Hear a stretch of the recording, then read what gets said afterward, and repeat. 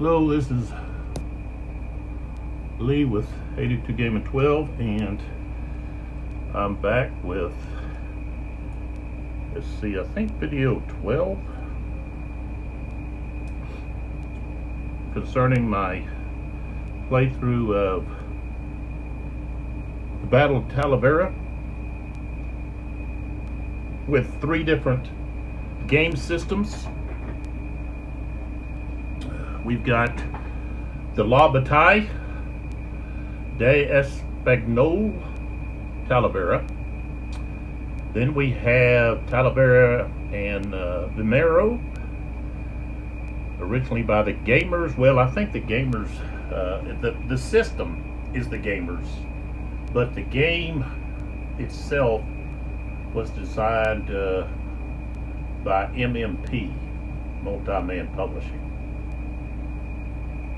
And it uses the older Napoleonic Brigade system that became the Napoleonic Battle system, which didn't produce any more games after the Talavera, the Miro boxed game. So, and then the third game is Kevin Zucker's Napoleon's Quagmire, produced by Operational Studies Group, and it is volume number 7 of the Library of Napoleonic Battles series. So, now, all the information about those games are going to be in the description. Okay. And I guess I could put some links. I have a link for the Bataille website. You're not able to buy these games unless you're buying them used. Okay? And a good place to buy those would be Noble Knight Games. So, and Noble Knight is wonderful in the shipping of the games, and then if you have an issue with the game, maybe you have some pieces that are missing or so forth, then you just have to contact them and they will straighten that out. So I've had that happen, and they're very professional and you have no issues. Wonderful company, and I've bought many games from them, and I've always been satisfied with what I received. So, and then of course you can go to the Operational Studies Group website. Off the top of my head, I think it's Napoleon Games, I think .com maybe. I'll put it in the description. So, okay, so we are in the 7 o'clock turn for the Bataille battle, and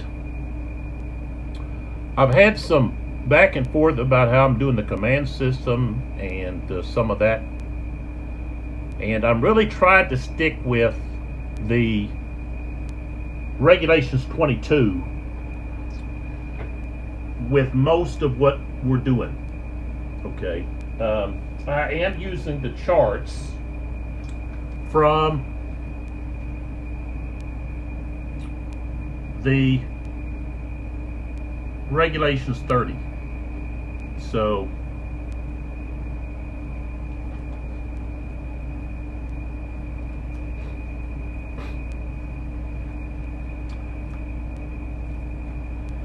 and I don't know, I'm having a internal discussion with myself concerning the roll to close. Okay, because the roll to close at a distance of 6 hexes, that's like 600 meters. That's too far away to roll to close, in my opinion. You know, soldiers would march up toward each other, and the act of actually rolling to close, which means where you're going to possibly cross bayonets or move inside of normal musket range, that's where you would have to do a morale check. Not from 4, 5, 600 meters.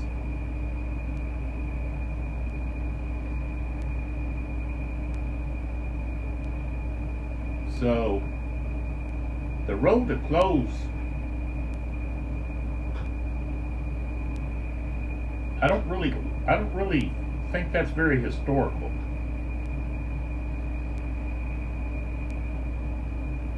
You know, maybe from a distance of 2 at the furthest away. You know, if you were just wanting to move up to be able to fire at your opponent, and I understand, okay, it takes some courage for them to move toward the enemy. And maybe that's what the whole purpose, but 600 meters? Why would you have to roll? They can't even already tell what they're marching to. I was looking at a YouTube video, and it was talking about the size of the moon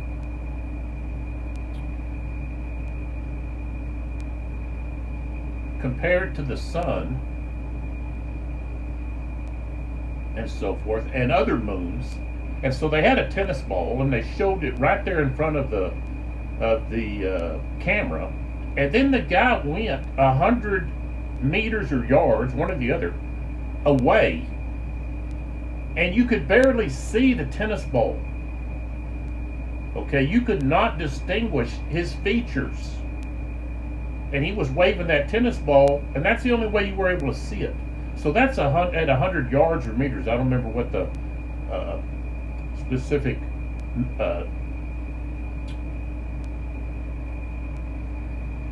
measuring that they used, but it was 100, whether it be yards or meters. Those are pretty close, of course. Meters are going to be more than yards. Okay, so you know, and that was a long distance away, and that's 1 hex. So okay, let's take a look. And I think this is important to take some time to talk about this. So let's just take this, excuse me, brigade here, and kind of talk about the whole situation.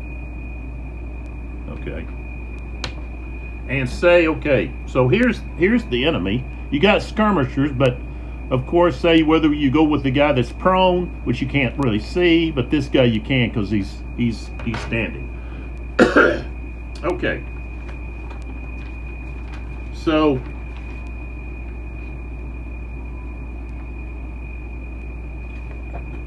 that's actually a battalion, not a brigade.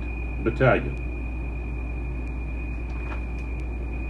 So it's regiment. It's basically, this is like a regimental. Okay, so battalion. Okay, and there's skirmishers. Okay, to reach the skirmishers, we've got 1, 2, 3, 4. Okay, they're 4 hexes away. That's 400 yards or meters. For the length of at least, 4 football fields. You would be able to march up.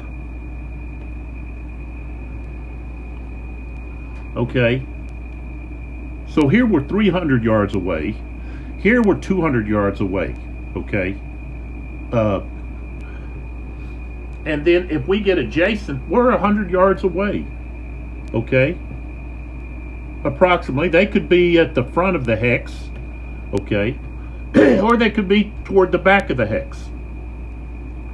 You know, you've got to you approach the skirmishers. The skirmishers, of course, are gonna retreat, or should retreat.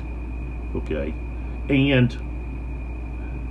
but as you're approaching, they're going to be able to fire on you, or should be able to fire on you. And so, and that's where it comes into fact where you march up and then you have to stop, okay, and wait till the fway phase, the fire phase.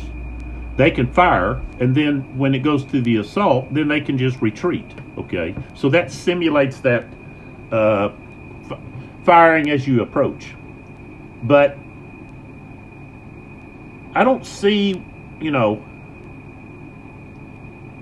you're really getting, you don't. It's like, okay, well, why would I want to roll from that far distance away? Well, the chart is what forces you to roll from that far away, because the chart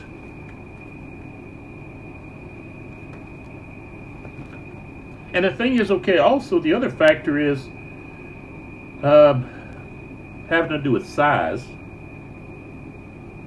Okay, you can't really judge. It's hard to judge what the size of your enemy is, you know. So I know that somewhere there's, I guess maybe the size is not. Yeah. Assault odds morale. So I guess you're rolling just to get close, and then you're having to roll again for assault if you wanted to assault. Okay. And like I said, I have not played this in such a long time, and I was never very proficient, because back when I was playing, there was not as much media outlets, the social media platforms that you could gather information. Okay, so you were pretty much dependent on the company itself sending them a letter with some questions, and you could do that, but you were limited in what you couldn't send a whole page full of questions, or just talk through something. Plus you have to send it, and it takes a while, and then you get it back, and it takes a while. By then even the game is on the shelf, but so I'm just trying to work through how this all works, and I'm wanting to talk about whether or not it's historical, because that's important to me. As a former history teacher and a fan of history, I guess you might say, a student of history, I've done a lot of reading over history, okay, and a lot over Napoleonic warfare, and specifically the Peninsular conflict, because that is my favorite I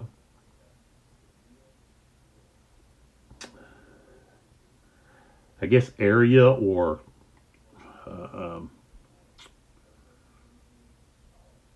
portion, whatever word you want to use. I'm much more of a fan of the Peninsular battles than I am of the European battles. Even though Blucher is my favorite Napoleonic personage. So I'm just trying to work through how the system works, and and the other thing is, I'm working with two different editions. Okay, so the 4th edition was Regulation 22, the 5th edition is Regulation 30. And why or how they came up with the numbers, I don't know. I don't know that. But when you're 600 meters away, you probably can't even distinguish. You can, with the red coats, of course, you're seeing they're red. But if they're laying down, you can't even see them because we're talking about terrain that is not totally flat with grasses and so forth. So Napoleon was he was a defensive genius and thought outside of the box and would not let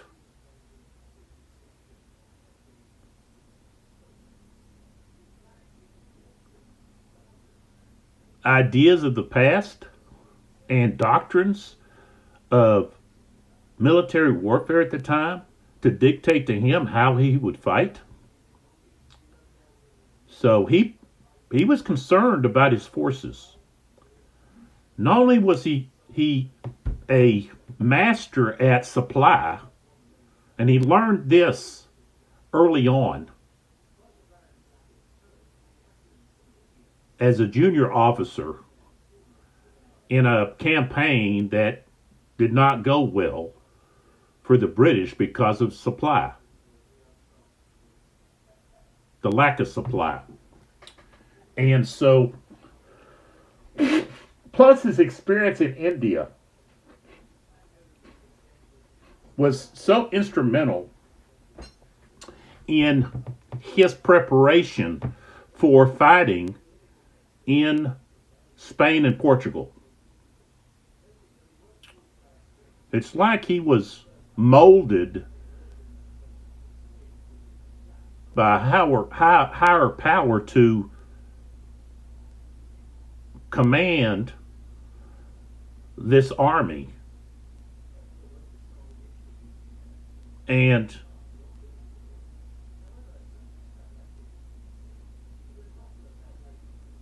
end up being a very instrumental piece in the destruction of Napoleon's empire. And he was a defensive tactician.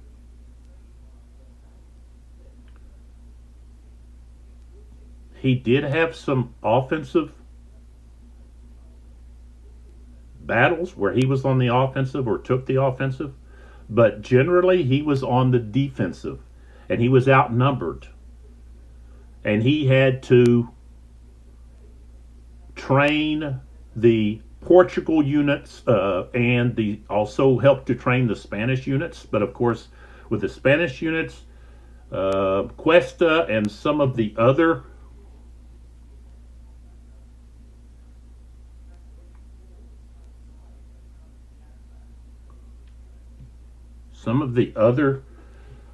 Spanish authorities and leaders were very skeptical of Wellesley and the British and what they would do, whether or not they would do like Napoleon and take over Spain.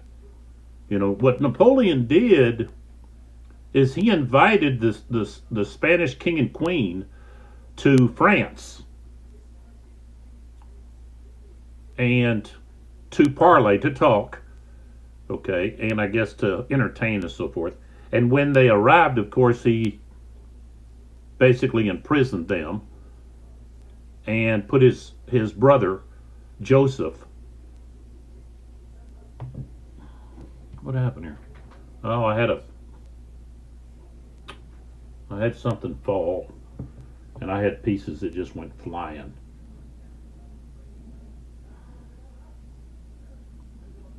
So I've got to try to figure out where he goes. Oh, okay.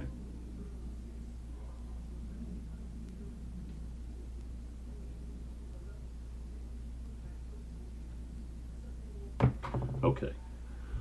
So,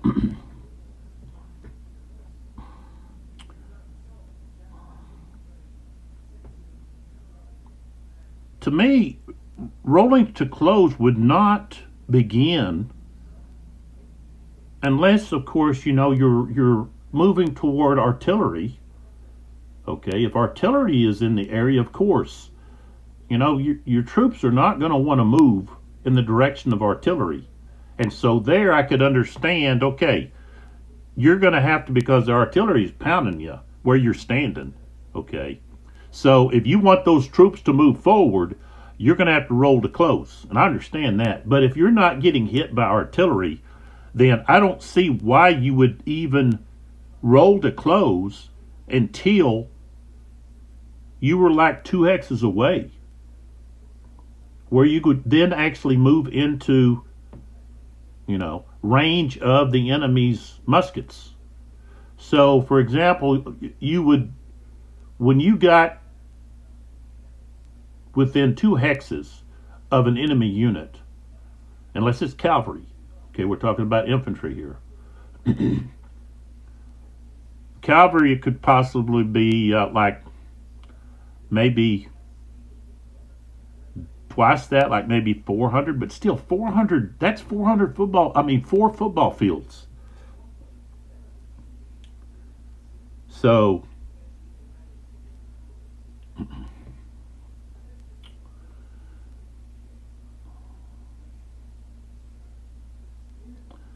and it's even got like the French are penalized -3 to their morale roll at a distance of 400 meters, distance of 4 hexes, and the British and the Prussians are not. That, to me, that doesn't make sense.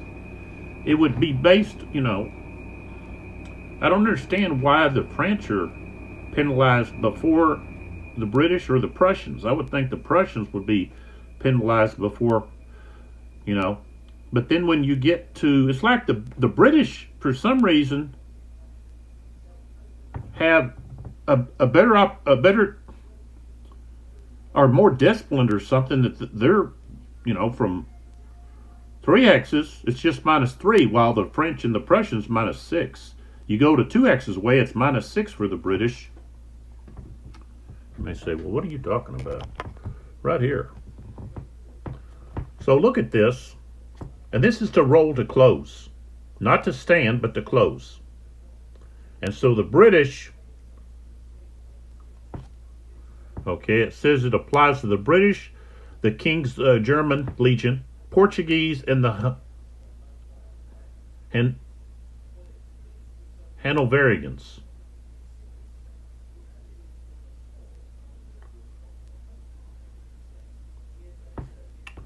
And the Spanish aren't even on here.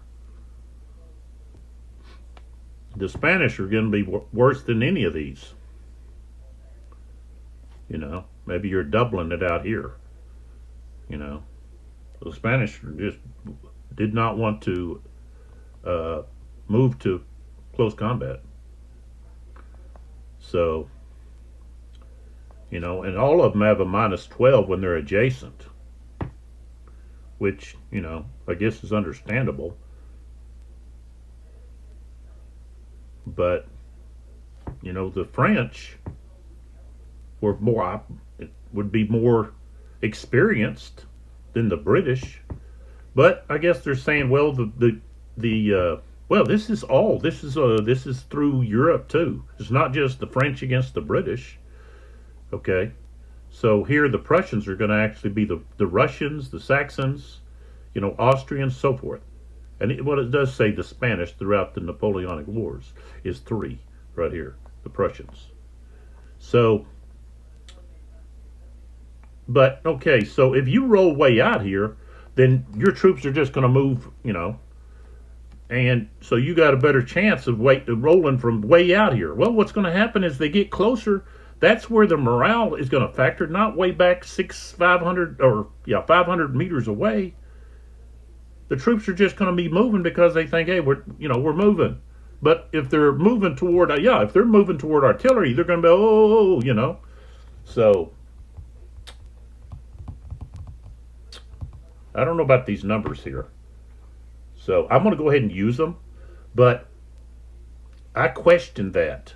Okay. And then I guess, see, right here, I don't understand why you have, um,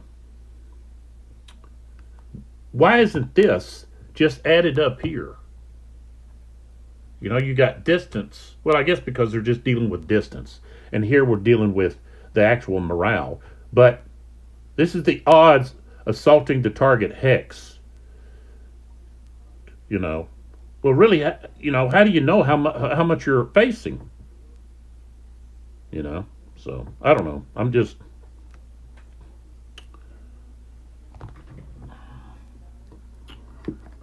you know, got thoughts and so forth about all of it.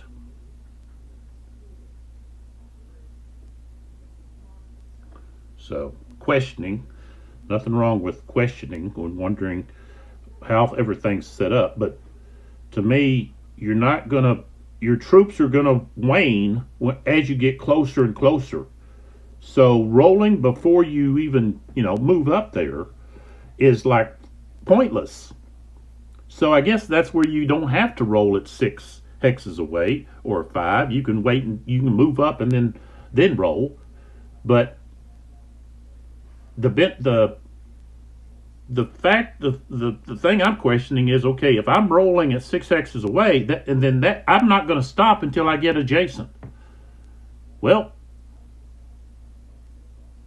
you get 2 hexes away, your guys might get hesitant. So that's where I'm saying, well, you can't roll to close until you get within 2 hexes. Then you can roll. And then I guess you're having to roll again, maybe. Maybe not.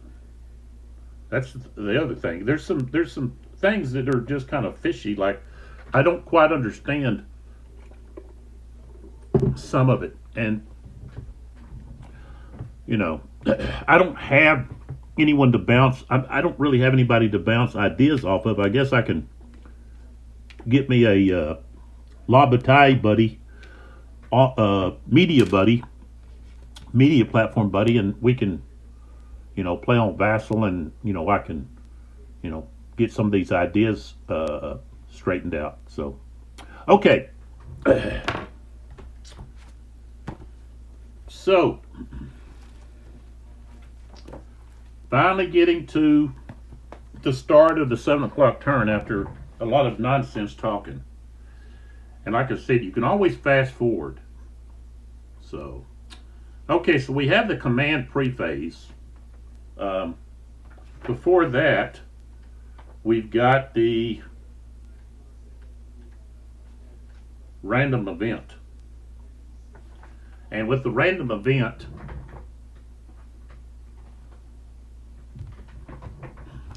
each of these games, well,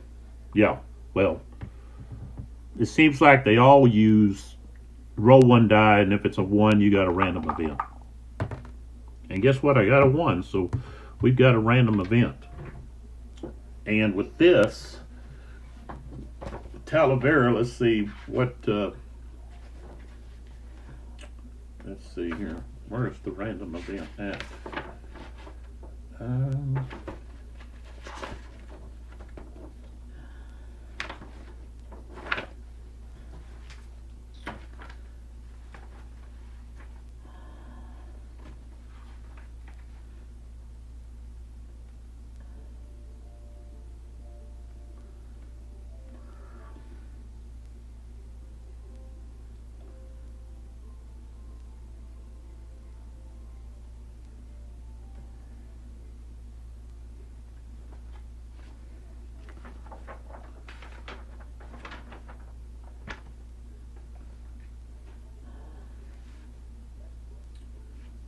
I know they have a random event, or at least I thought they did.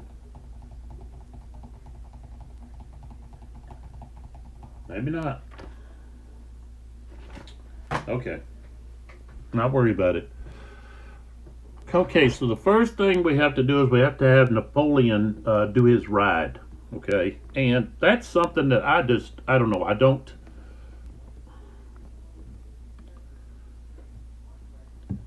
don't necessarily know if I agree with it. I can understand because he did. That's the way he commanded. That's the way he gave his orders. Is he would ride from one to the next, and check them all out. So, but that also means that units he doesn't ride through, are not going to can't create an MU. So I think basically uh, you're supposed to have everybody he can ride through. That's all one MU. Of course, I'm doing it where you're putting each division, okay, um, in instead, so he can actually ride over to Cuesta and try to get somebody activated there. And the other thing is, okay, I need to try to activate someone else. So right now I've activated. Let's see.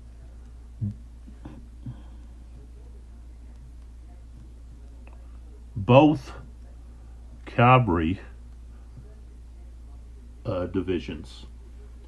And so before I do the ride, I'm going to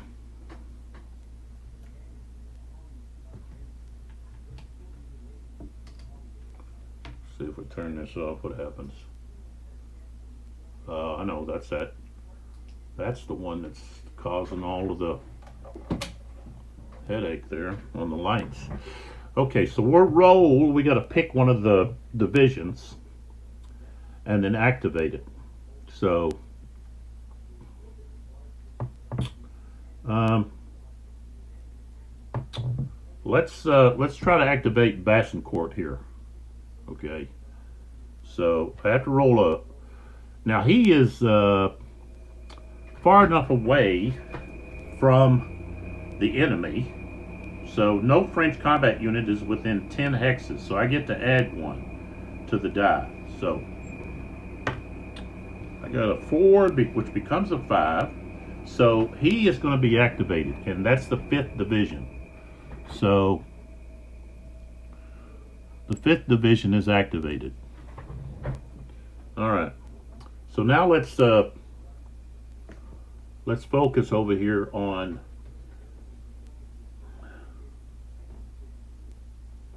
Napoleon's ride.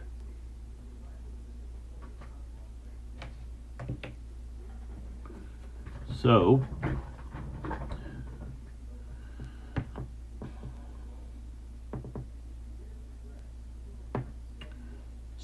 one of his aides is right there with Hill. So this aide will come back to Napoleon, and then the aide that's with Napoleon, I can send him somewhere. And you don't have to count the hexes for the aides, you just send them. So I'm going to need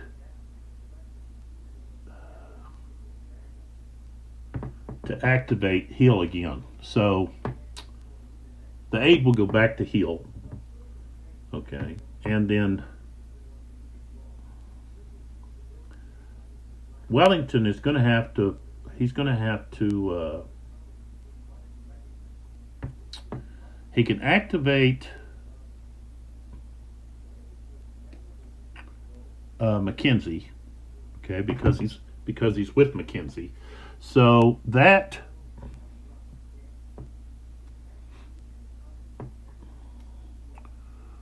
will be the 3rd Brigade or 3rd Division.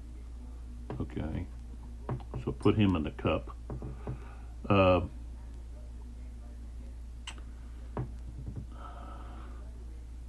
Bassincourt is close enough to Cuesta, so we're going to put the 5th Division in the cup.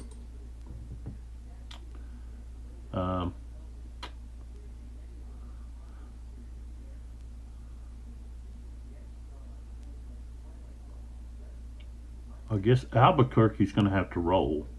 Well, we'll work on that at the end here. Well, no, Albuquerque can't. So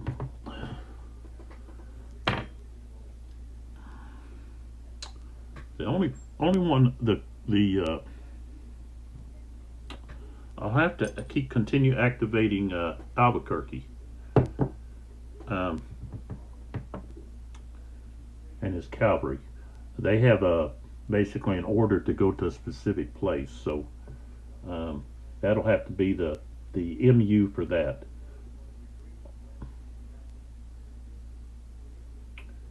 And so we activated Mackenzie. Okay, so that we have to use one movement point there to activate him. Okay, we don't need to activate Campbell. So we've used 1, 2, 3, 4, 5, 6, 7, 8, 9, 10, 11. So we didn't really get very far. But we did activate Payne, and he didn't have to roll.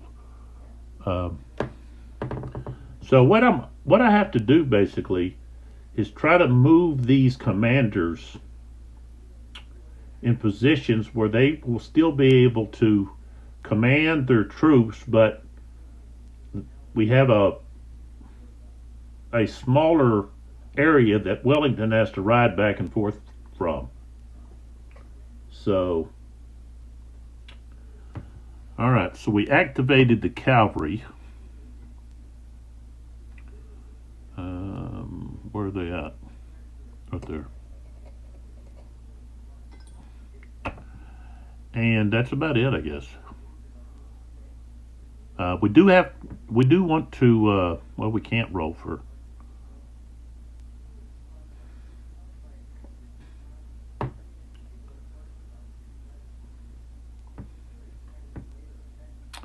And I don't have a leader over there, so they won't be able to do anything. Okay, so now we go to the French. Okay, so Victor is close enough to Ruffin that he can activate Ruffin. So Ruffin gets activated. That's the first division. Okay, we put in the reorganizing. We put in the leader chit. Okay, we're going to put in.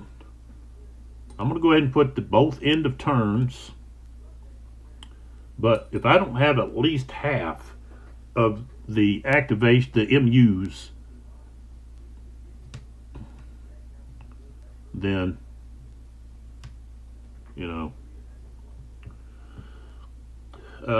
then it's going back in the cup. So, all right. So I can attempt to now activate Merlin. Okay. So Merlin is in a position now where he is close to his orders, where his orders were directed. So in order to get him to charge, do anything like that, then I've got to roll to make him ready. And I rolled a 5, so he does not get to. Could be that they're just over here getting organized into line. Who knows what? So, okay. So we're not going to have very many. We don't have very many chits in there. So, I guess. Really, the thing is, see, I've got all of these units back here. I guess I could turn them this way. Look at it this way.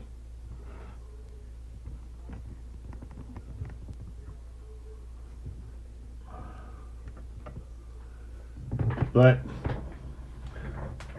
they're not allowed to be activated.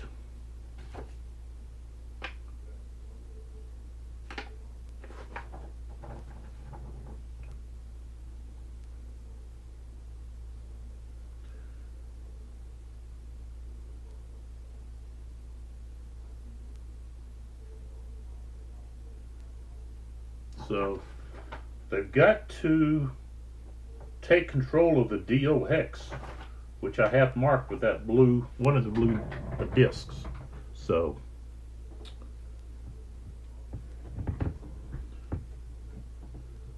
all right, so let's get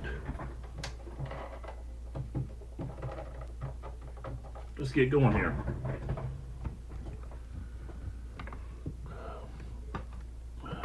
Which really Ruffin is in a tough spot.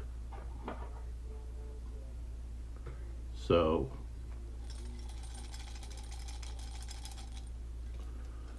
see what can happen. Dio's right here.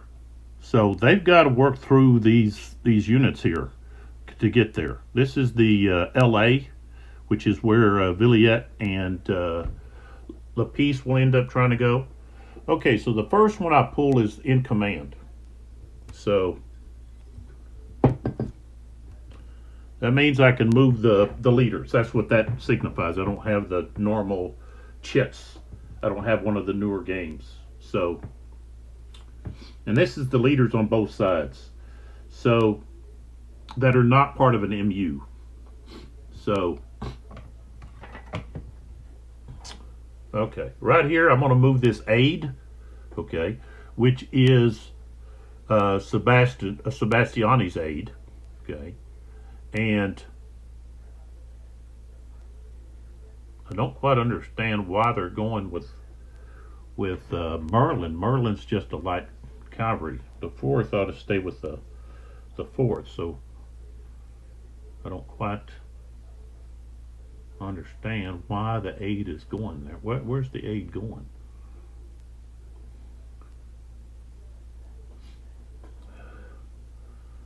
I don't know.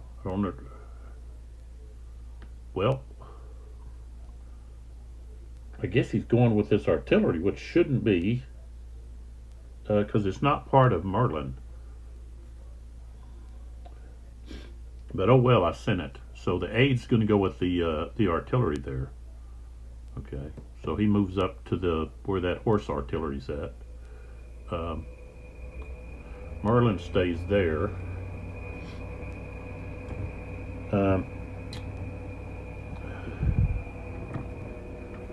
I think I'm gonna. If I send Jordan, he's a CP. He has a command point. So if I send him, then I don't have. Well, he's going to be too far away. I could go with the aid, okay, and then send the aid back. But if he goes too far, then he's not able to activate anyone without sending an aid. That's just, I guess, my rule, I guess, because in order for them to create a CP, in my belief, they should be within command range, which for him is going to be like 10 hexes, because he's considered the army leader, although it's really Joseph. But in this system, they made Jordan, he was basically an advisor. So I guess that's why it was Jordan making decisions, and Joseph, who was not a military experienced leader at all. He was a diplomatic person, not very good at that. So he was not Napoleon.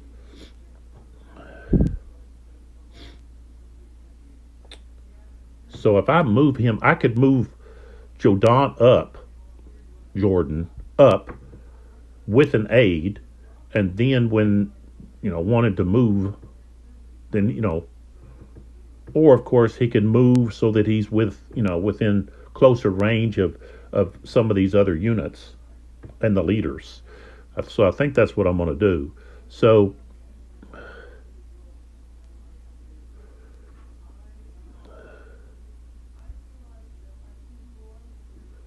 here he is over here. So he's going to move with this aid.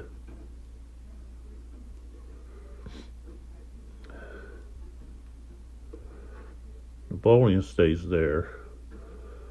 And so he's got to move into 9. And on the road, he can go 3/4. So every 3 hexes, or every 4 hexes is 3 points. So one, 2, 3, 4. That's 3.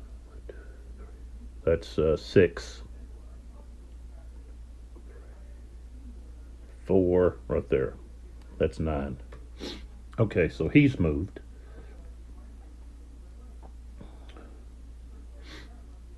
So he's within range of all of these guys, and then he's actually within range of these guys here as well. So okay, so over here with the Spanish,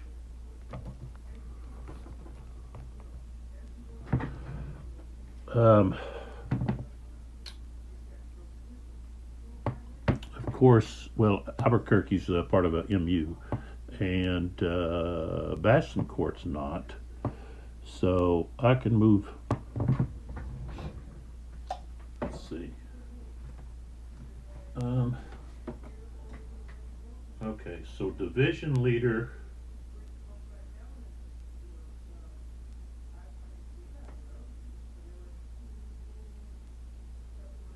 Okay, it's only 3 hexes. But Cuesta, I'm going to restrict his to his movement, which is 6. Instead of him having 10, he's only got 6 because of his status. He was basically a cripple and had to be hauled around in this big wagon. So that limited where he could actually go. He had to stay basically on the trails and the roads. So, but he's close enough to Bassincourt. He's close enough to Manglano.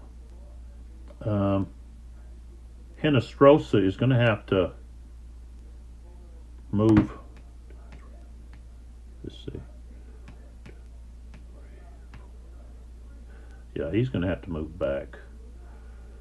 So I'm going to move him to there. And that way he's still within range of, well, he's probably going to have to move. Let's see. Yeah, he's close enough there. 3, yeah, he's within range of everybody. And let's see here. Okay, so that's, I think, I don't need to move anybody there. So, okay, let's go to the British. Okay, and so with the British, of course, from division to their battalions, it's still 3 hexes. So that's part of Mackenzie's. So he's within range. He's just not going to have a MU.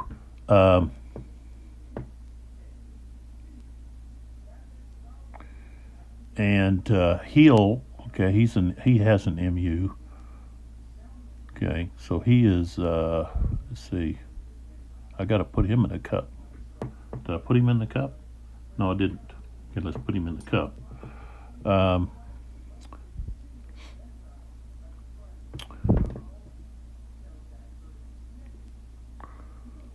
Sherbrooke. Yeah, he's got to stay right here where his guys are at. So,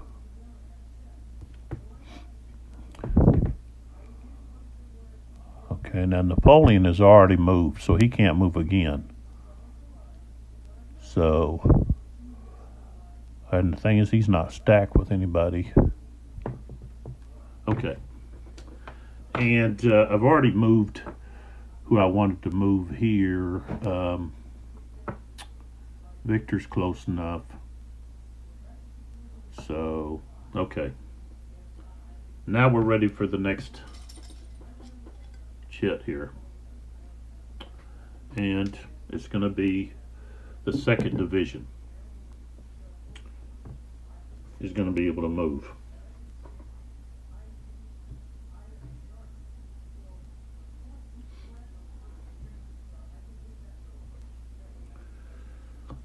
Okay, so we'll close up here.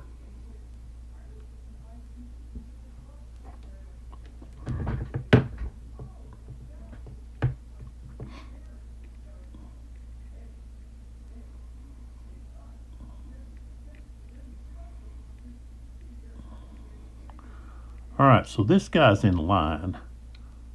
So he's going to wheel, okay, which costs one.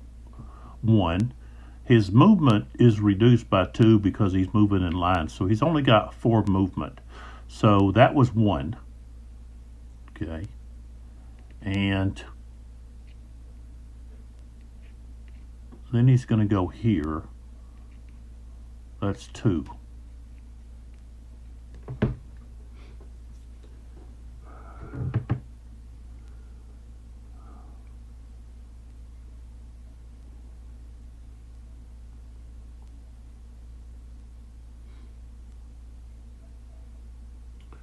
And for me, it would be easier if I had enough line extensions that I could just use a line extension with these units here instead of put them in 2 hexes like this.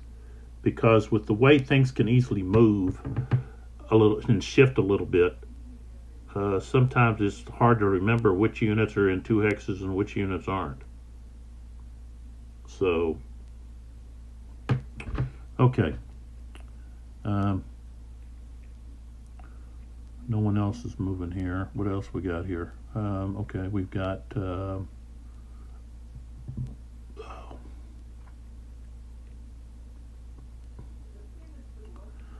88th.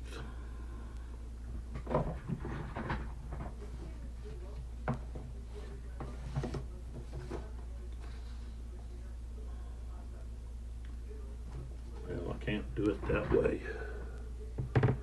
I wish there was an easier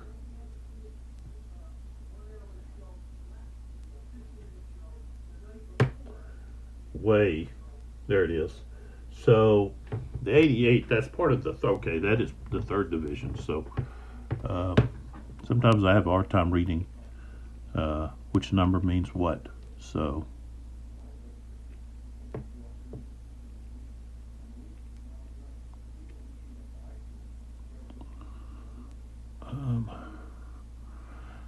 okay, so the 48 is out of command.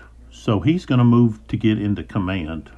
So 1, 2, 3, 4. So he goes to there. So now he's in command. That location. Okay.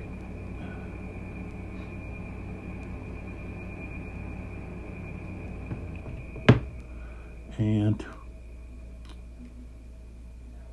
then heal with the 29th is going to move over this way. So he's going to shift here. That's 1. Okay. Upslope is 2, 3. Well, he'll just go here. Move over 1. Like so. Okay. Alright, so they're done. Oh, excuse me. Okay, next one. Okay, so we have our first end of turn chit.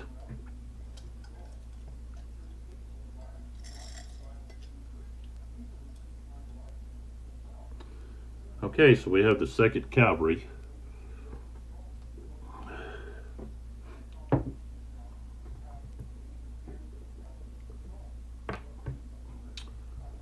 Okay, that's the Spanish. Okay, so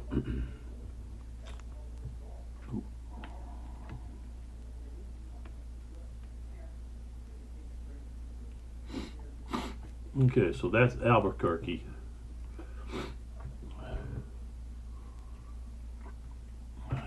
So, all right.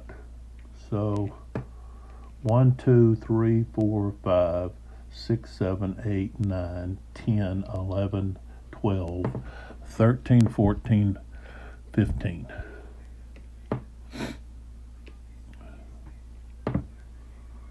All right. Okay. 1, 2, 3, 4, 5, 6, 7.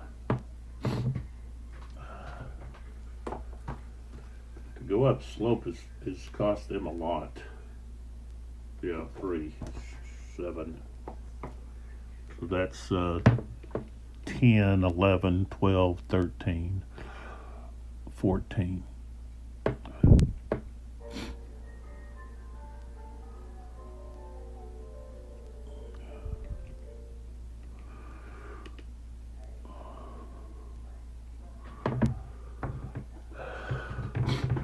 All right, and we have Albuquerque who's trying to catch up.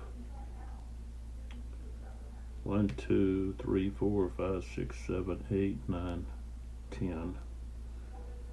Okay, 1, 2, 3,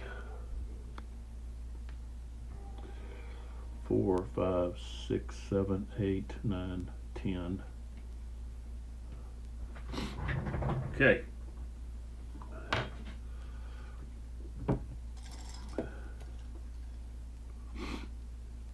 All right, so now we have Ruffin's division is activated.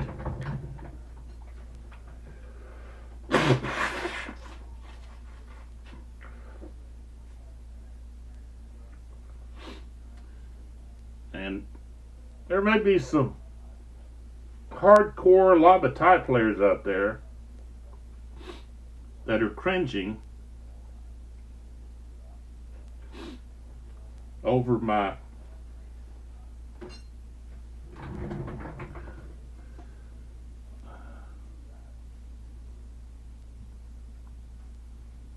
butchering of the whole system. And, you know, that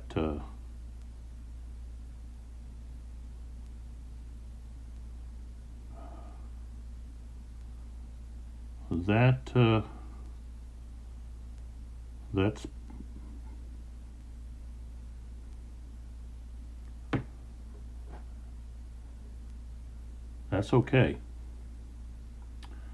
You may be like, well, what's the delay here?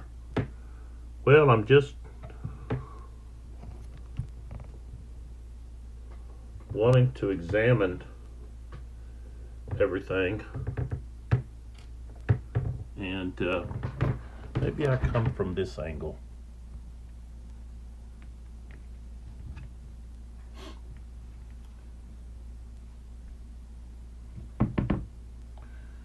Okay, so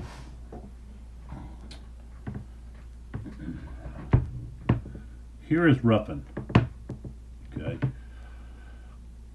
Now, one of the problems, and the thing is, I didn't roll to close, which I chose not to.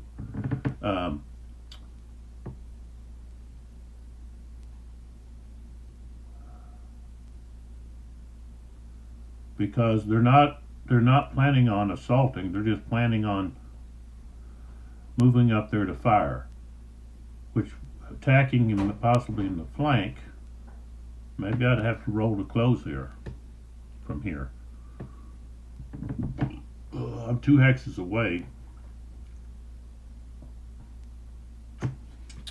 So yeah, let's roll. I didn't do that, so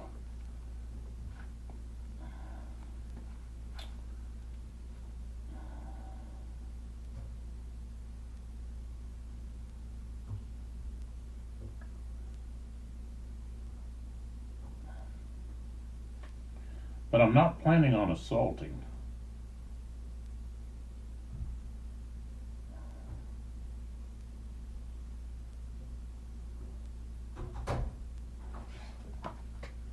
So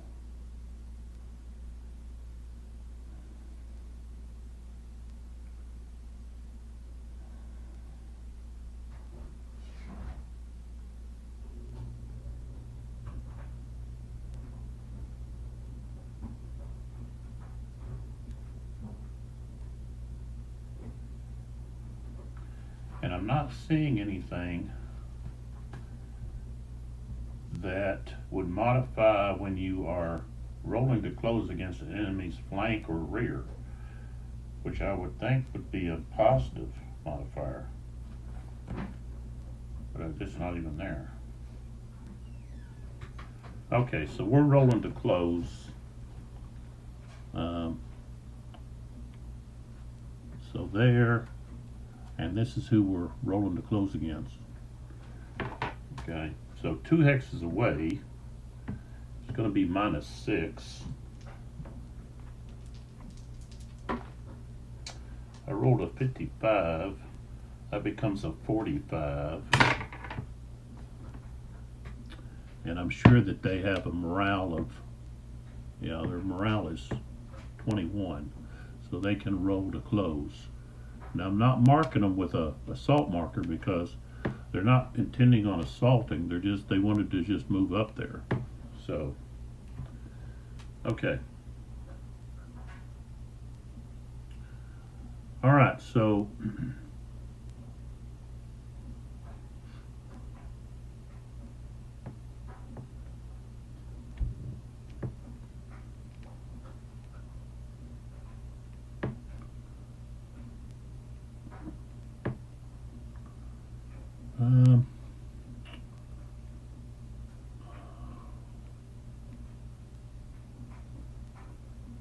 wow, this guy's lost. He's going to be eliminated.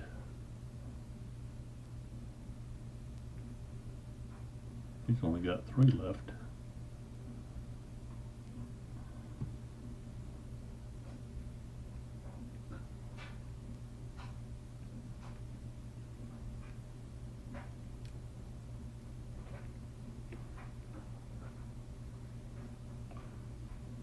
$96. What is he doing back there?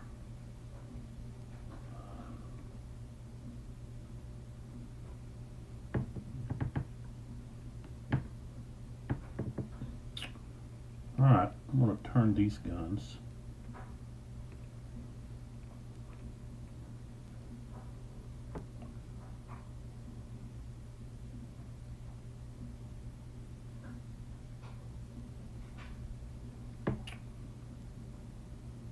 Okay, these guys are coming out of this square. Okay, now this cavalry unit, okay, they're tired, but they can still reaction charge. Okay, and their reaction zone goes right through these guys. So when these guys got out of that square, okay, of course I don't have any more. There's the reaction zone. So they can react. They're going to have to pass a morale check. I believe they have to, let's see, pretty sure they have to pass a morale check.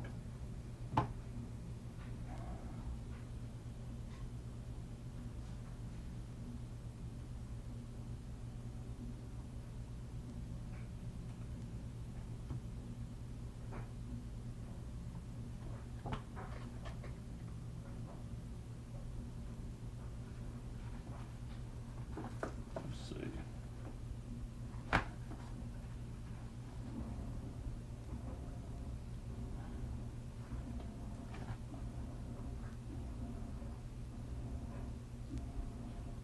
Pretty sure. Let's see. Roll to stand for his cavalry charge.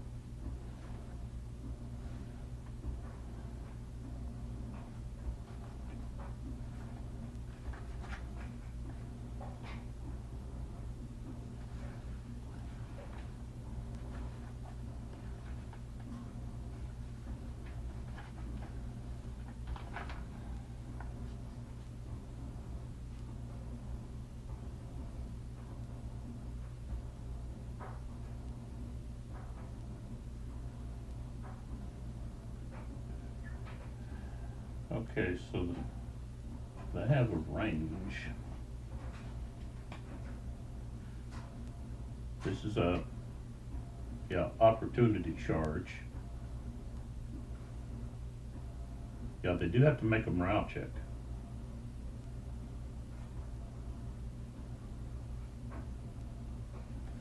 So, all right, so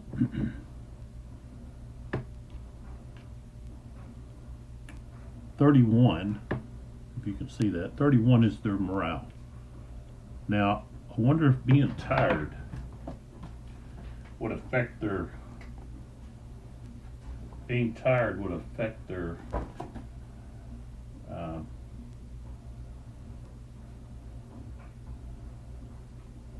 it reduces their melee by half, but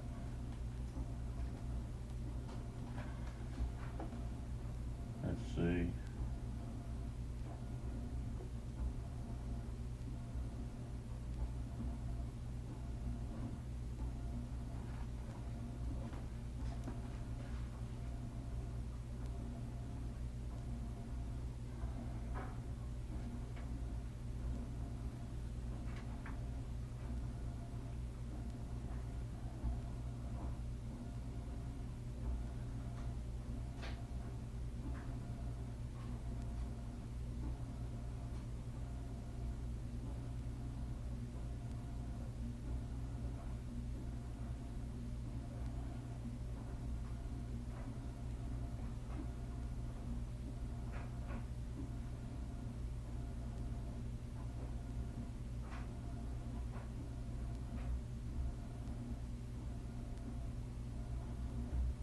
I guess not. Okay. So, it just had to pass the morale check. Okay, so we rolled a 33. And let's see, what did I say they had? 31.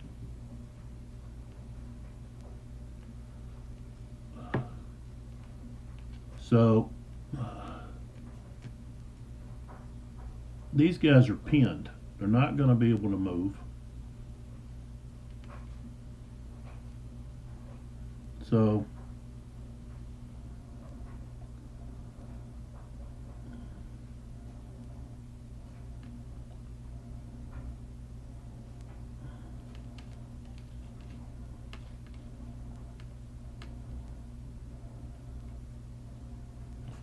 it's going to be like that.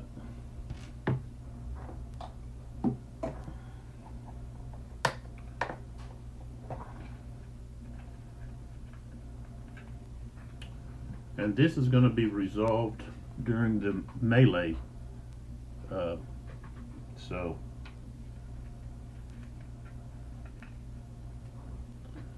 And so that's where they were at. Okay. So they got pinned there. Ruffin is going to go ahead and stack here. Okay. This unit here, that's with Victor,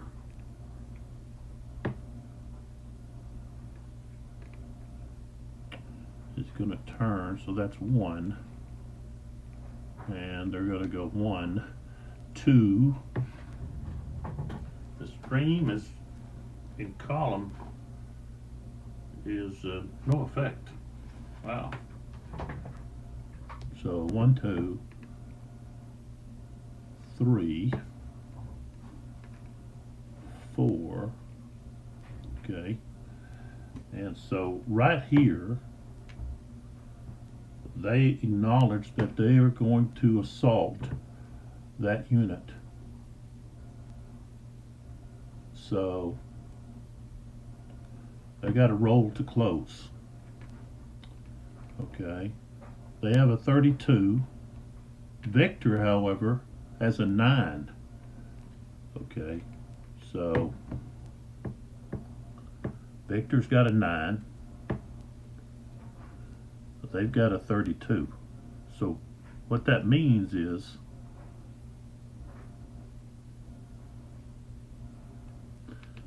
we're going to add a 9 to the die. Oh, and let's see. They are 2 hexes away, which means they're going to have 2 hexes away minus 9. So it's just going to be straight up what they have.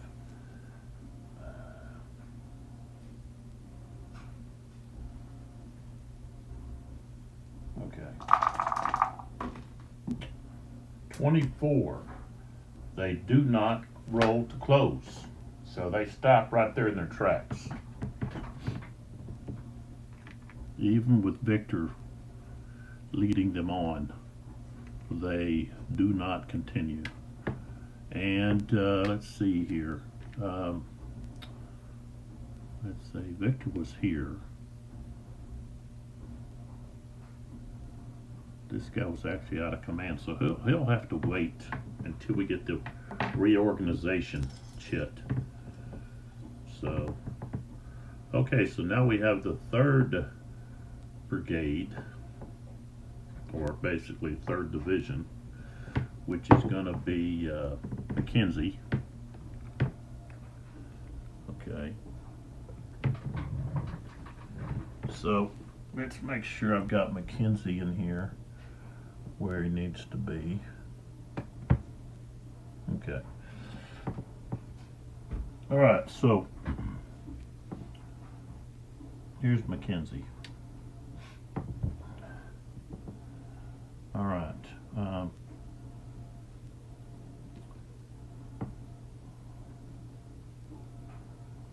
Those guys are at 2 hexes.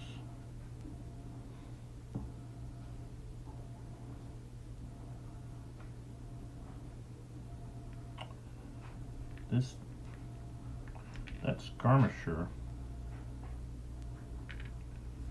is going to join that artillery unit, and this guy here is going to extend into two hexes.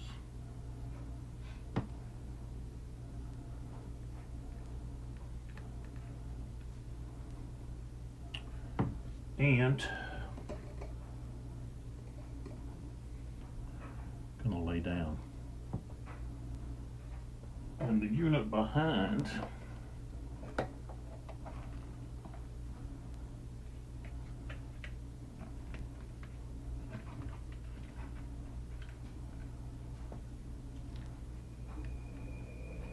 that guy's going prone as well.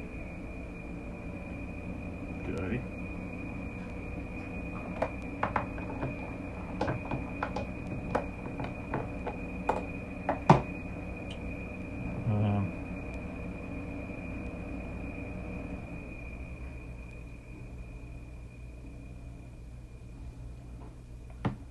Sherbrooke.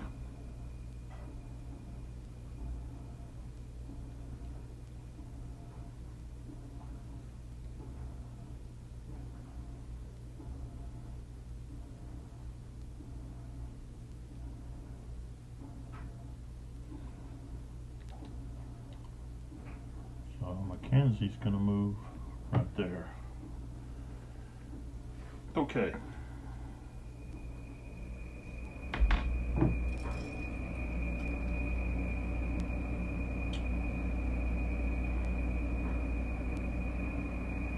Okay, so that's the end of the turns, which means the cavalry didn't get to move, and we didn't get the regrouping, I guess what you call it. So, all right, so now we go to the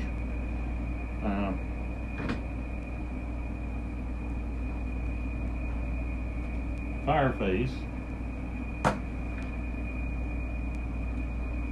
Combat of way, or foo, way, foo, combat of foo. So,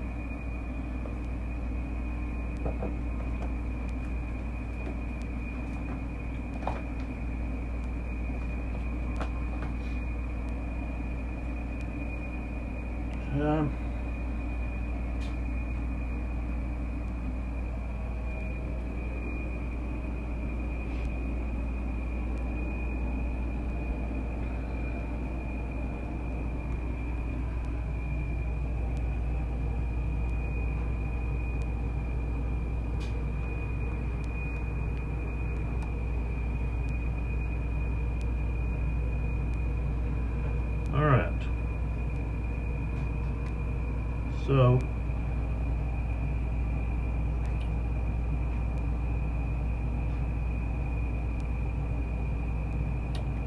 here I could probably wait. No, I need to go ahead and do the fire here. Okay, so there's strength.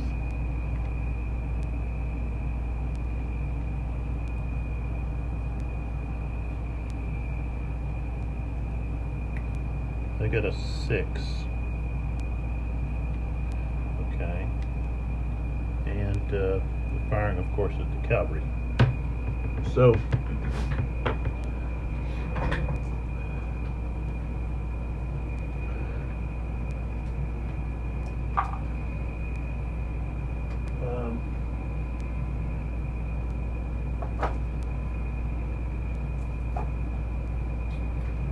cavalry line is 8. So 6, gonna be 1 to 1.5. And I rolled a 66. So that's a hit. But there is no leader, so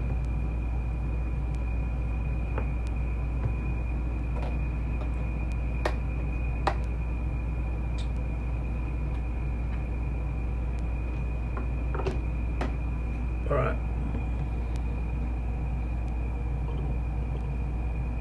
We'll put that 1 there. All right, next.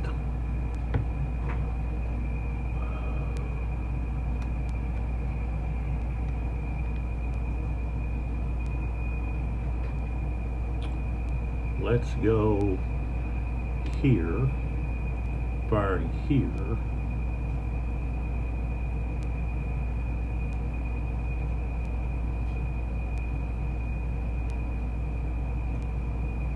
All right. So only half of the hex, or half of the unit of the battalion is in a hex that can fire. So only 3, strength of 3, okay? And this is a foot, okay? So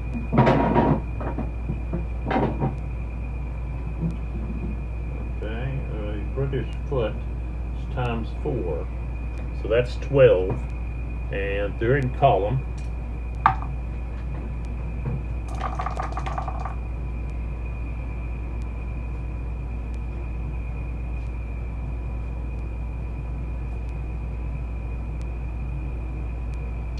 Now it says offensive defensive fire when roll to close, roll to stand past.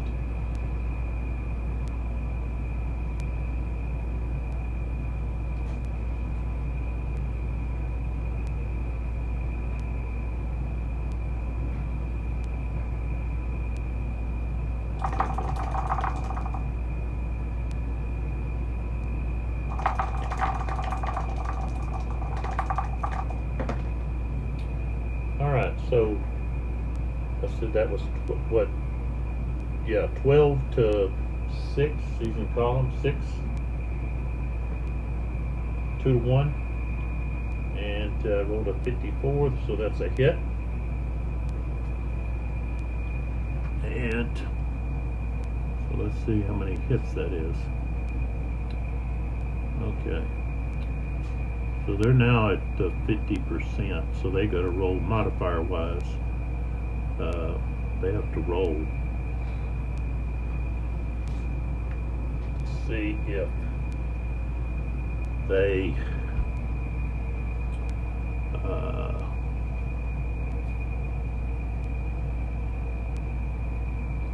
and they've got a 26.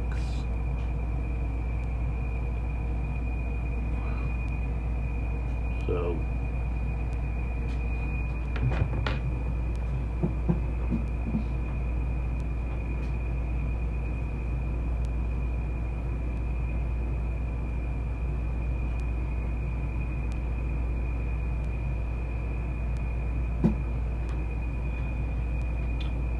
and see, this is where the 2 rule sets or editions differ. The 4th edition It's not simultaneous. The 5th edition says it's simultaneous.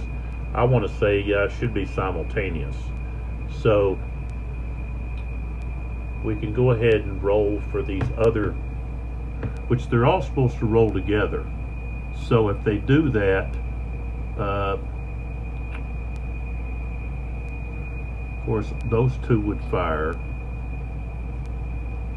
I would have to include the fire from all of them.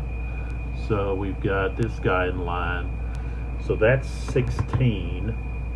The two skirmishers stacked together, that's companies. That's light.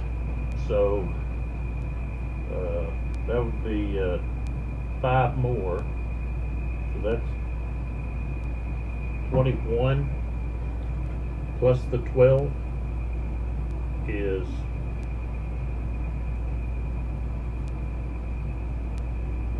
33. 33 to 6. It's 5 to 1. And I rolled a 54. So that would actually be 2 hits. So yeah, I have to total all the fire together.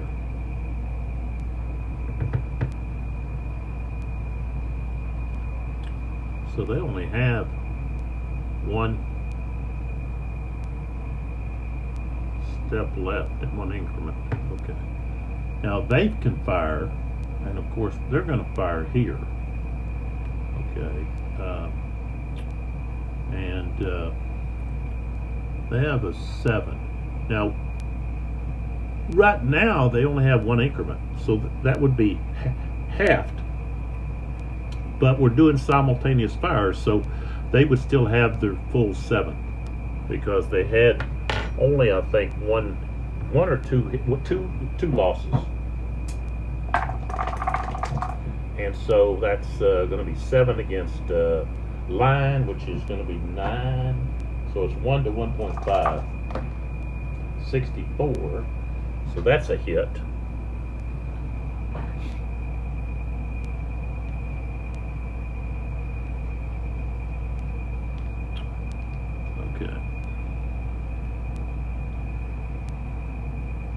Okay, so now I got to roll to see 26. So that's the 3rd battalion of the 9th. Okay, so they've got a 26. Okay, so one more.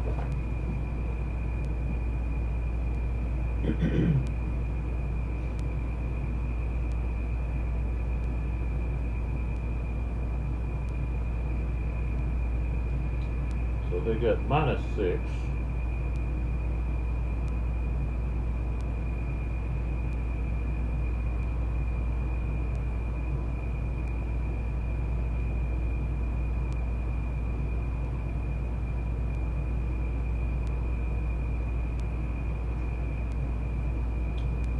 So those two are cumulative, so that's a total of 12.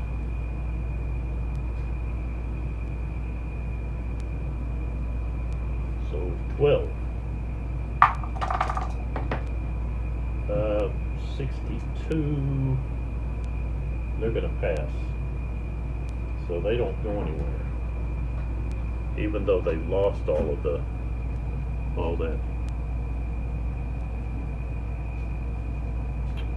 All right, so now let's move around. So we've got this unit. It's going to fire at Ruffin.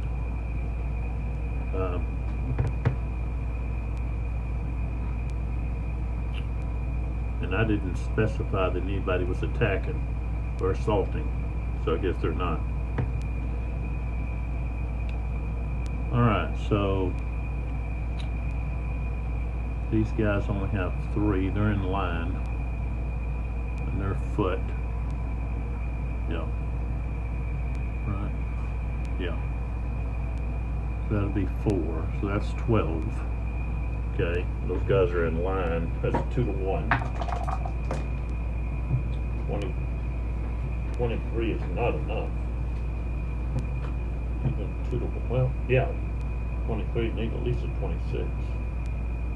So, no, need at least 33. Okay, so they fire back.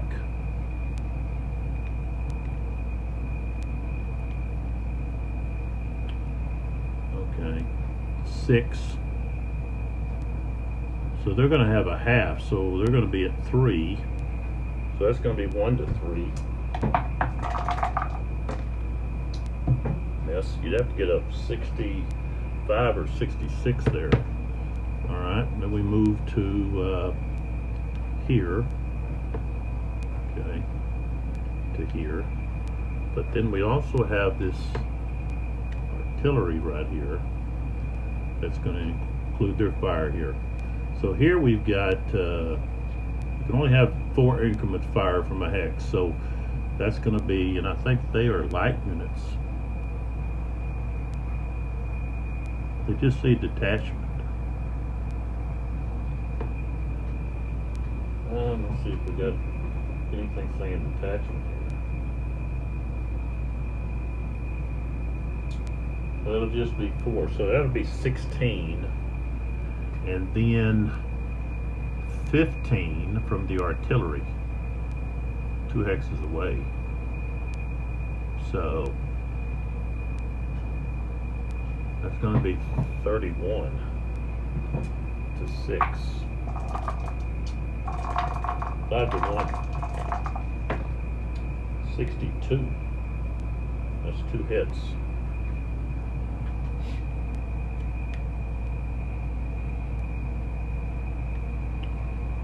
So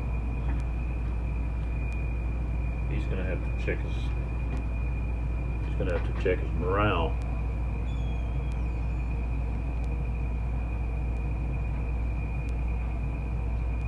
Alright, he fires back. Remember, this is simultaneous, so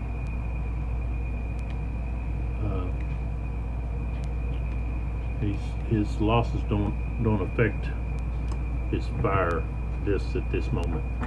So 6 to 9, 1 to 1.5,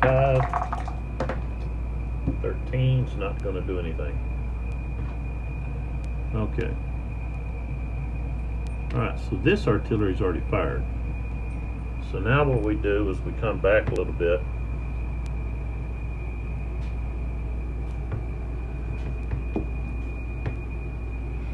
Okay.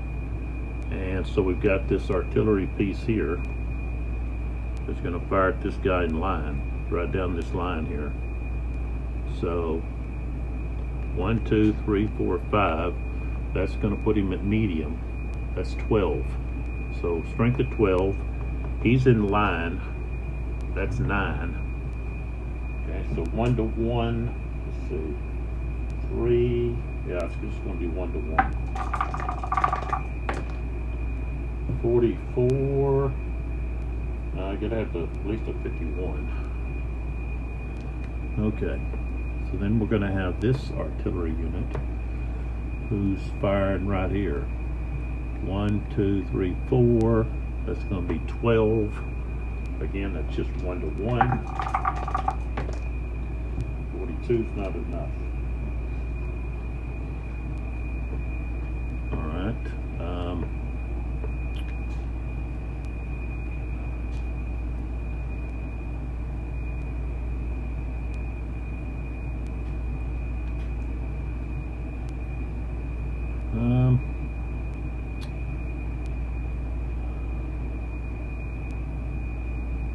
Now, in order to combine those, I have to have a leader.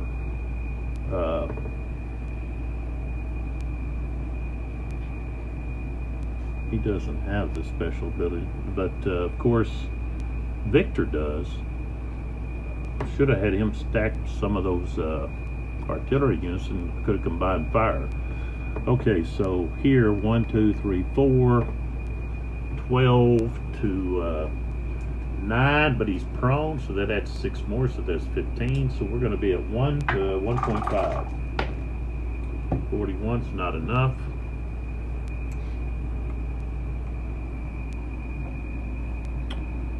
Okay, now that unit is going to fire, and he'll fire there. That's 1, 2, 3, 4, 12 to skirmishers 14, so that's 1 to 1.5. 63, that's a hit, and that unit's gone.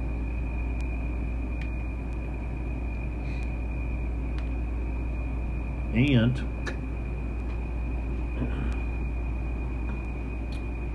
I forgot about the ricochet. So I'm gonna have to go back to do ricochets. So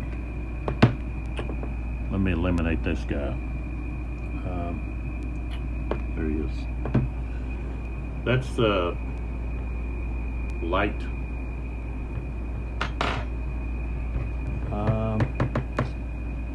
Let's see, where was he at?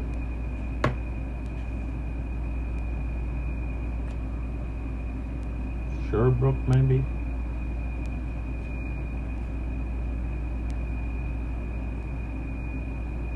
Try to figure out where he was.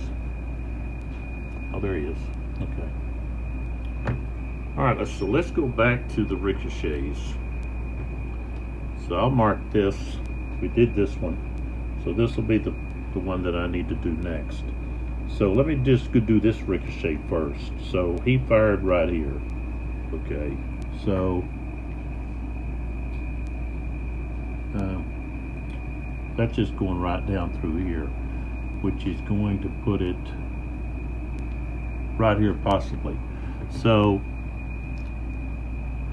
10, he can actually have a total of 15, go up to 15.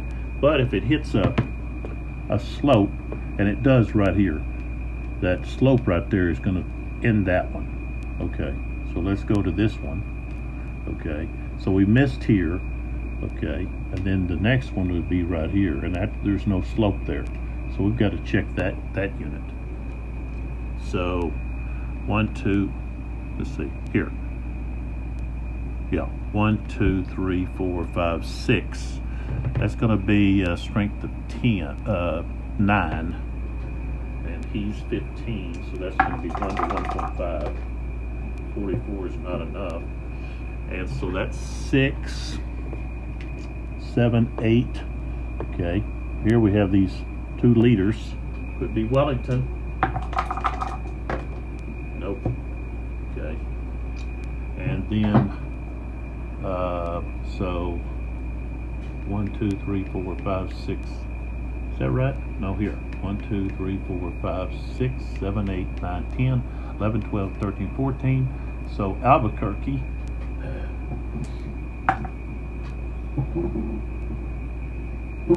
I'll just have to get 55 or 56. No. Okay. Now let's go, keep going down the line here. So now we go to this unit, and he's not going to have anybody. Okay. This unit here that missed is not going to. Okay. But this unit fired here. The ricochet would come right down through here. So he fired and hit here. Could possibly hit here and here. Okay, so they're both in line. So let's see, that's 1, 2, 3, 4. That's still at 15. 15 to see 6. It's almost 3 to 1. It's 2 to 1. 2 to 1, 32 is not, 23 is not enough. And then the other one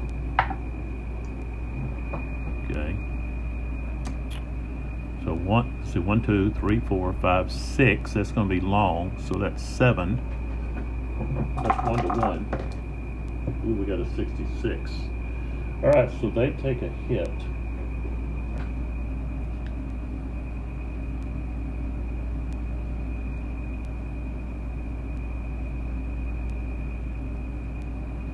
Okay.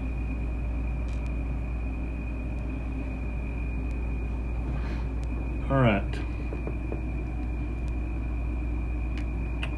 Thought there was somebody that had to do a morale check.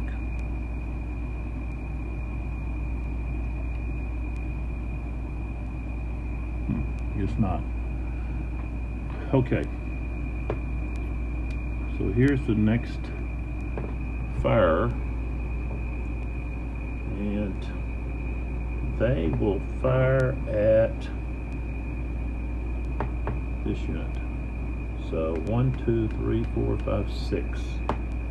6 is going to be at long range, so that's 9. Okay, they're prone and in line. That's defense of 15. So, okay, it's going to be 1 to 2. 15's not enough. And then the ricochet will just go right on through. So, no damage to anybody there. We'll go ahead and do this one.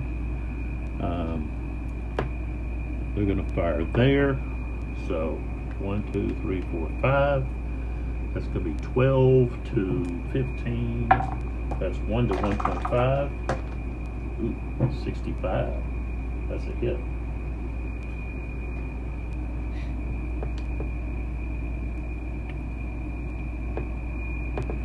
Which I'm taking away their prone status for now. All right, and then that's all here. They this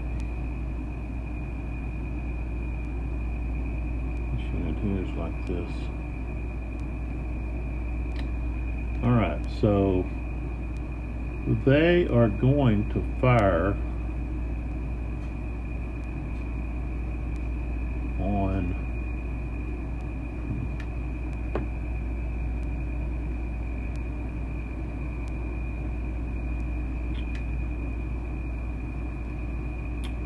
I don't know if they can really see that guy. He's kind of behind that slope right there. It's probably not very steep slope, but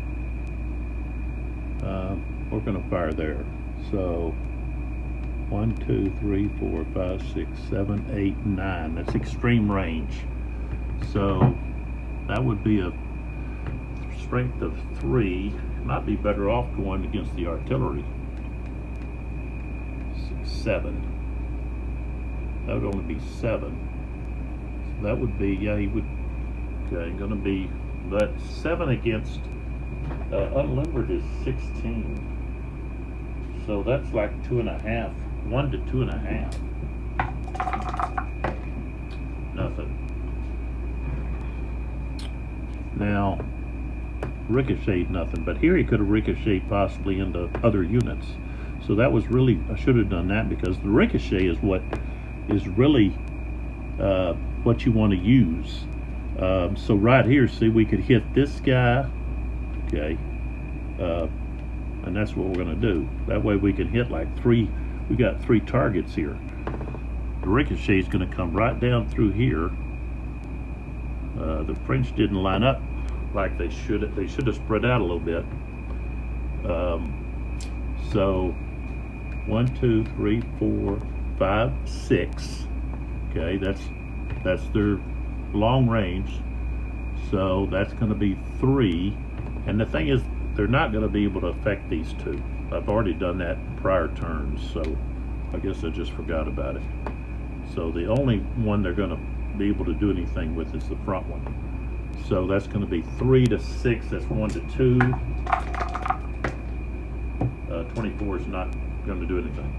Okay, so that takes care of all of the fire. Now we go to any of the melee. And the only thing we have melee wise is this cavalry. opportunity charge over here.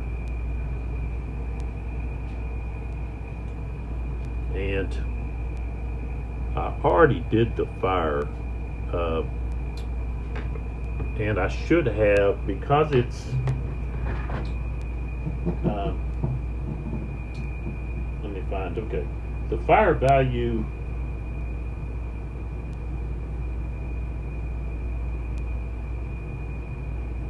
I guess you really should have rolled to, rolled to stand prior to the fire. But I fired first.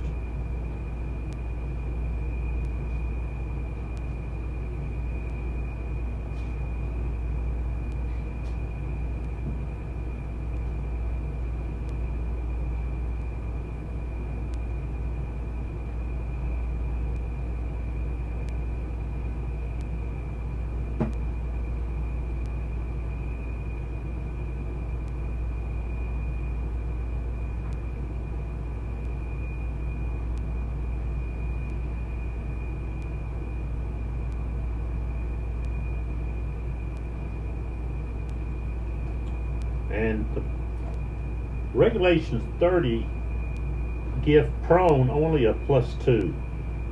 Regulations 22 gave him +5. I think +5 is better for that, for them laying down. So let's go over here to let's see, roll. I've got to turn the page this way. Roll to stand against cavalry. So they're being charged straight on, and it's light cavalry. British didn't have lancers.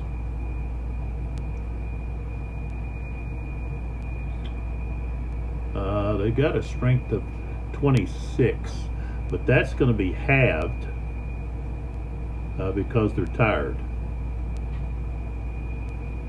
And they've taken a loss, so actually it's going to be less.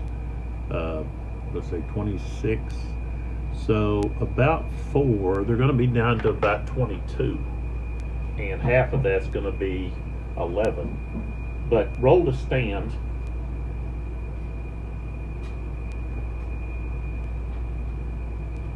Okay.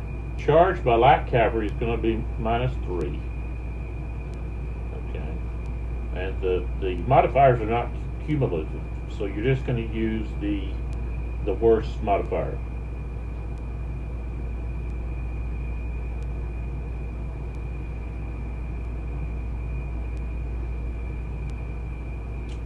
Okay, so they didn't hold their fire on a positive charge. So really it's just -3. I guess light cavalry, they should have been, I don't know, light cavalry, if they weren't in square, they could get all chewed up. But, okay, so they've got a roll to stand. Okay. Okay. Ooh. Oh, no.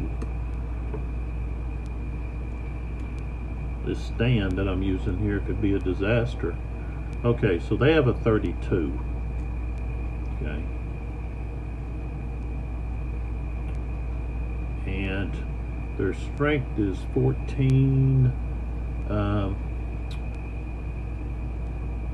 That's like 2, so they'd be like 12.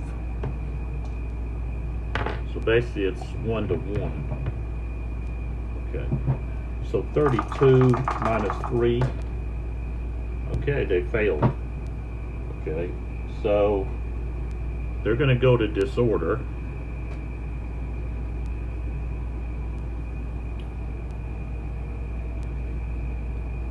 And now we're going to have combat. Okay.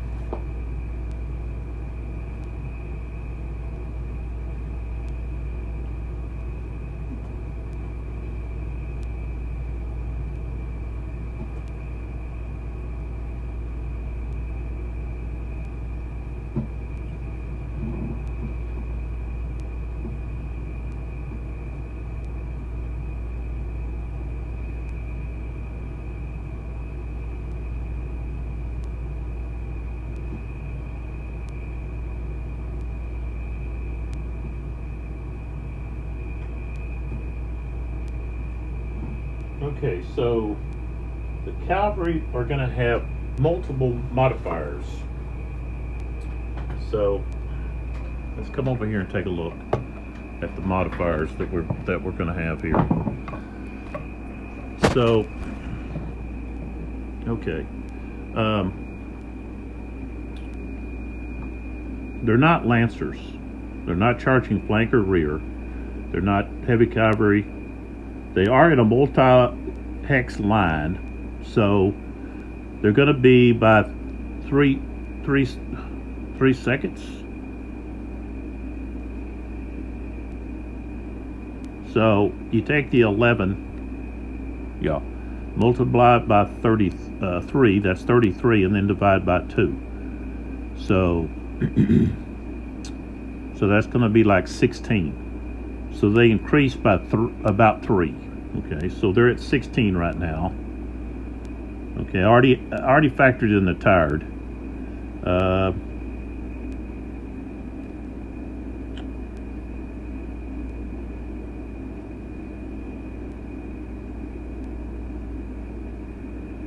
Now, short charge.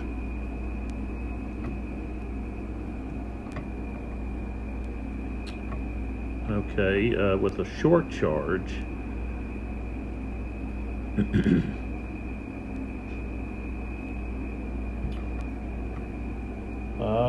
1, 2, 3.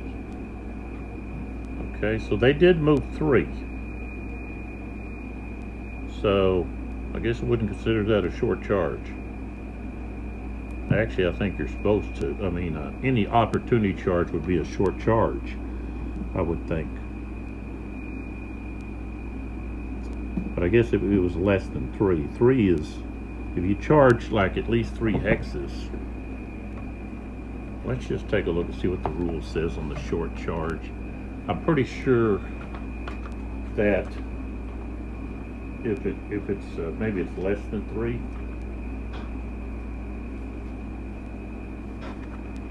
Okay, let's just take a look.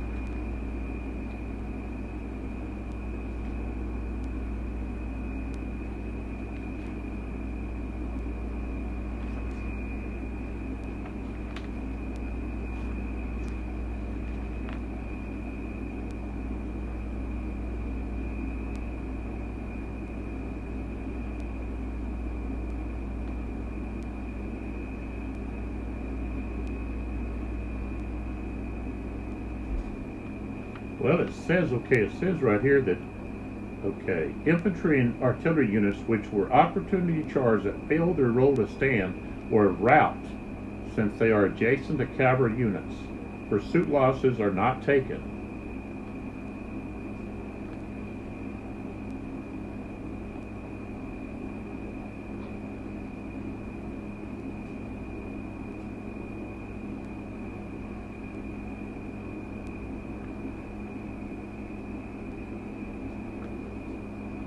So,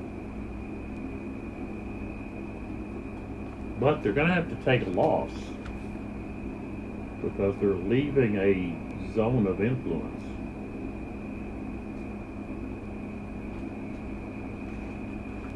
But talking about a short charge, let's see if I can find it where it took. Yeah, cavalry units that begin their charge 1 or 2 hexes away. Okay. That's a short charge. Okay, so I don't even have to do that because they failed their role to stand.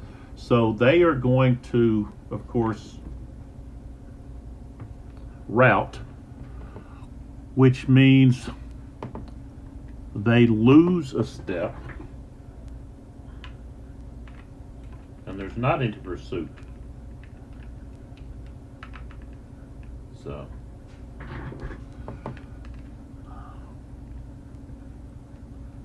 Okay. So they're moving 12 away. So 1, 2, 3, 4, 5, 6, 7, 8, 9, 10, 11, 12. So they move back to there, and these guys are going to move in. I guess we just move like that. And let's see, I guess I'll take the loss here. And of course they become exhausted, which means they get 2 instead of just 1 of these.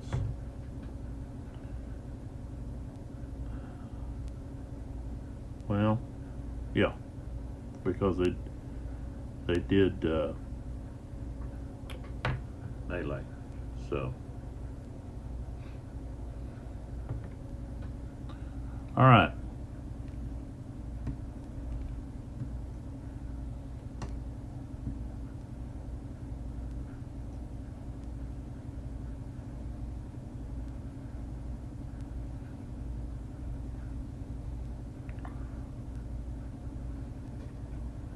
What are these guys?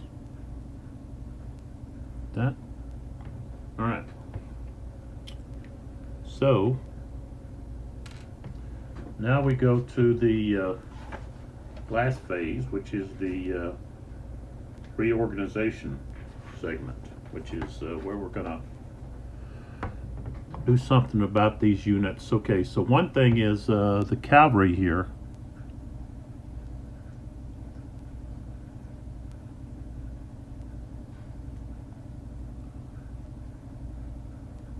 But they didn't do anything at all, so they get to remove both all the way to fresh. Same thing here. He goes to fresh, and of course these guys didn't do anything. Of course he can't recover. He just got through charging. So all right, so now let's see about all these units here on the French side that need to try to recover. All right, so we'll just start down here at the bottom.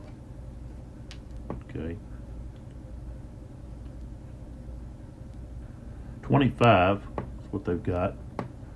Okay, so they've lost half of their strength. So that's going to be -6, and then because they're disordered, that's -9. So 25, 65, they're going to recover. All right, now we go to this one. Okay, so he's 31, -6 for being routed. So he doesn't. He doesn't pass. Okay, he's actually going to move into the orchard there. All right, this unit here, 36. He doesn't pass. So he's looking for a place to move. So didn't see that, but he moved right here. Okay, so let's go over to this guy. Okay, so he's lost 2. He's got a 26. Okay, he recovers. I rolled a 63, so he only had a -3 to his. See, he was that one like that. Which I can turn him any way I want. Okay, so here we've got lost at least 50%, so that's -6, and then -6 for that, so that's a -12. Okay, he didn't pass.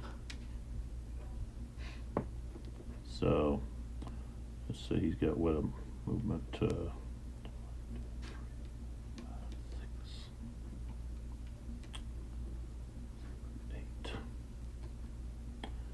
Okay. So we move. Okay, this guy here would recover fully. All right, this guy here, yeah, he's lost more than half. So -6 is 12. He didn't pass. So 1, 2, 3, 4, 5, 6, 7, 8, 9. Okay. Then this guy here.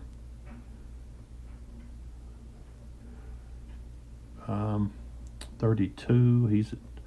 He's lost half of his strength, so that's -6. And then he's disordered, so that's another -6. Okay, I rolled a 23, so that would become like a 13, and he's got a 32, so that's well under his. So 1, 2, 3, 4, 5, 6, 7, 8. We'll just put him there.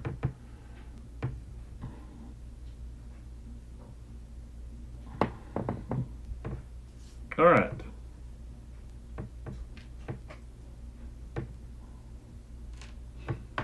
So that's the end of the 7 o'clock turn.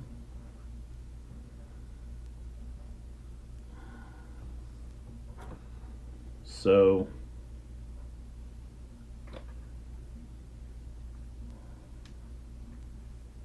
all right, we'll just jump right into another one. See if I can go at a little faster pace here.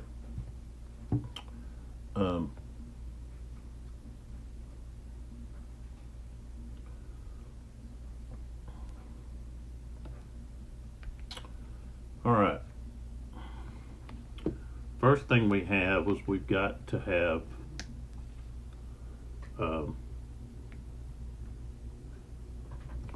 we've got to do the Napoleon's Ride. So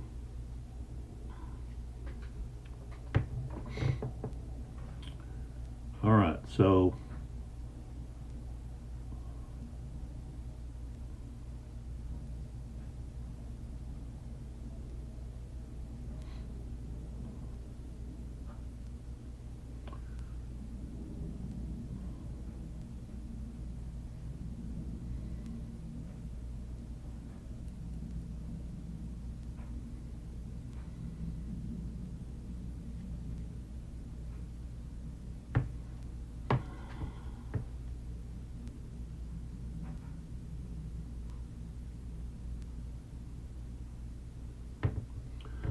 Ruffin is not going to be able to take that.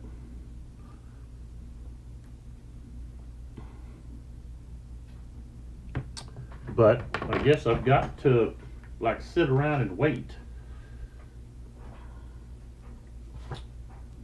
until I guess Jordan begins to do something.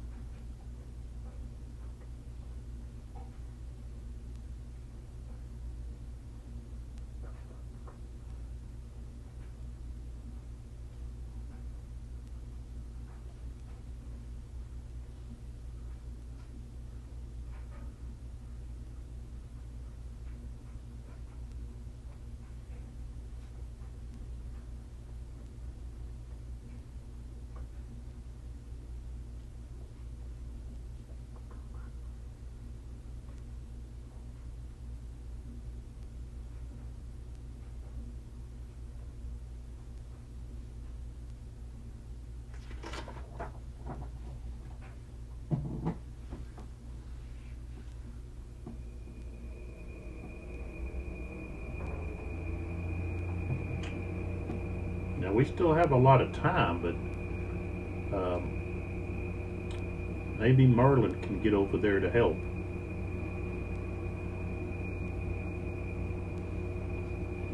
But that might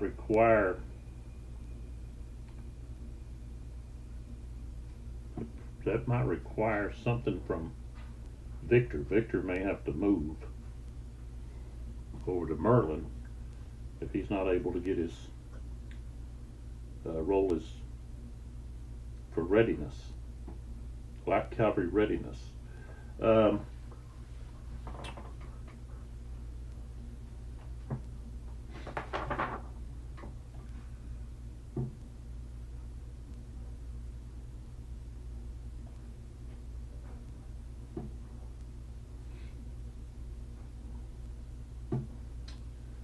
So beginning with the 9 o'clock turn,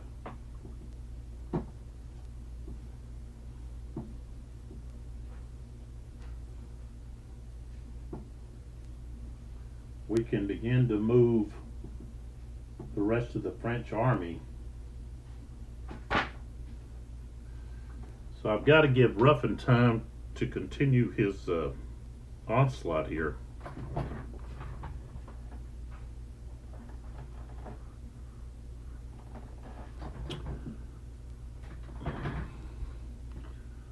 But if he doesn't get some help, I don't see what he's going to be able to do. This guy's out of command.